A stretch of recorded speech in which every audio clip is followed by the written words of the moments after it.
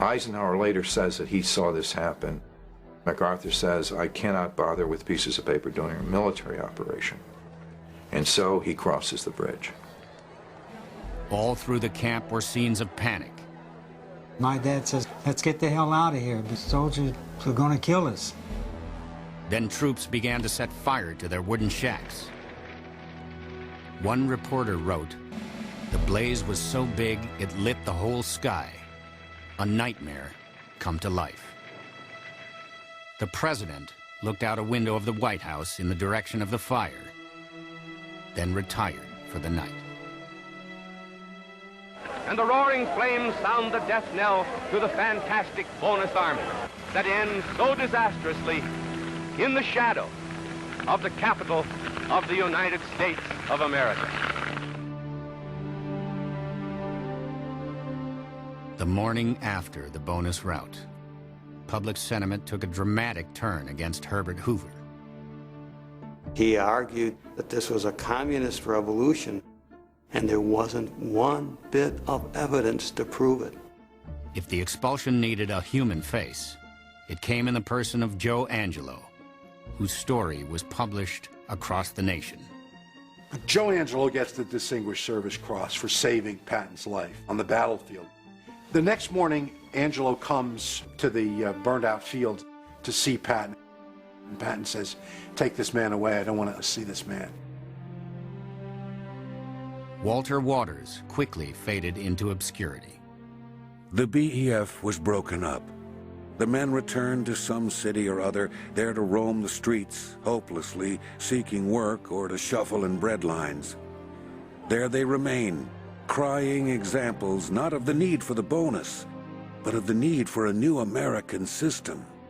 So just a few months after the bonus marchers are driven out of Washington, you have a song which is called Brother, Can You Spare a Dime? This song was directly inspired by the bonus marchers. They used to tell me I was building a dream with peace and glory ahead. Why should I be standing in line?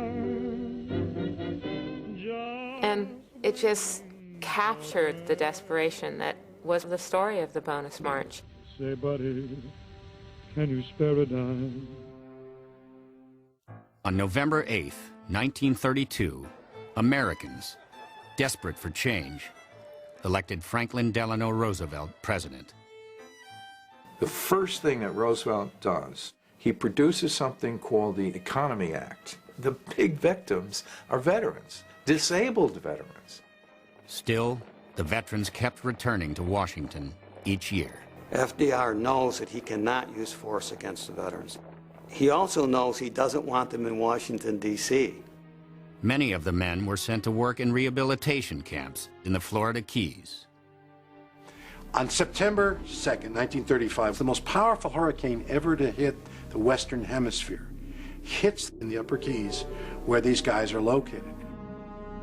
Several hundred of them are killed.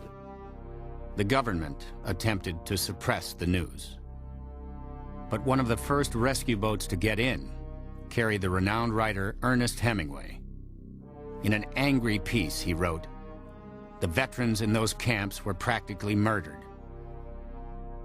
When the public finally learned the truth, opposition to paying the bonus began to vanish. In 1936, war clouds were gathering again in Europe. Once again, the bonus bill is brought up. It is vetoed again by President Roosevelt, but this time there's enough power in the House and Senate to override the veto. The bonus bill becomes law, and veterans' tab on World War I is paid in full. Some 4 million veterans were overjoyed. So the story comes to an end. These guys get their money, their lives change. My dad came in the house with 7 $100 bills, and we thought, oh, is that what the bonus is? You know, we didn't know what a bonus was, you know, it's money. After all that time. On December 7th, 1941, Pearl Harbor was attacked, and a new generation was called to serve. During the Second World War, Roosevelt admits World War I veterans' arguments. He will say that soldiers now serving in our Army will have to be compensated for the opportunities they've missed. What emerged was the landmark piece of legislation known as the GI Bill of Rights, signed into law in June of 1944.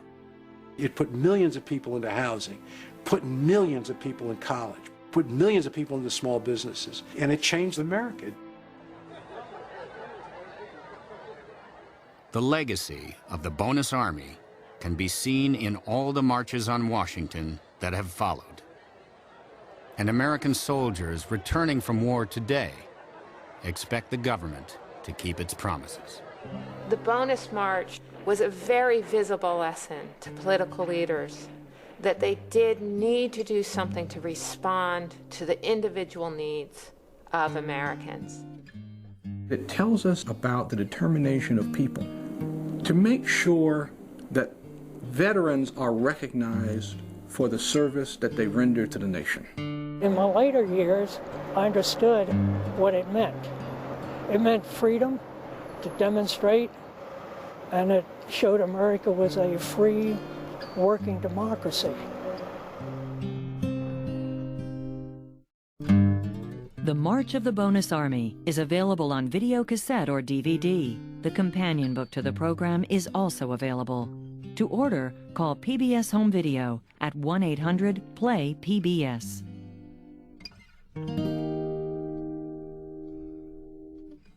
Once I built a railroad, made it run, made it race against time. Once I built a tower, now it's done. Brother, can you spare a dime? Major funding for this program was provided by the Disabled American Veterans National Service Foundation. Since World War I, DAV has helped veterans recover from the wounds and scars of war.